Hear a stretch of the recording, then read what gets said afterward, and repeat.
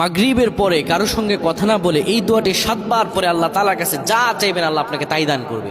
অভাবে আছেন, ঋণগ্রস্ত আছেন, মাথায় টেনশন, ঋণের বোঝা, বাড়িতে থাকতে পারতেছেন না, আল্লাহ সব আপনার পেরেশানি দূর করে দেবে ইনশাআল্লাহ। যদি আপনি আমলটি করতে পারেন, আমল মানুষের জীবন বদলিয়ে দেয়, আমল মানুষের জীবনকে পরিবর্তন করে দেয়। আল্লাহ তাআলা আপনার সব দোয়া কবুল করে নেবেন ইনশাআল্লাহ।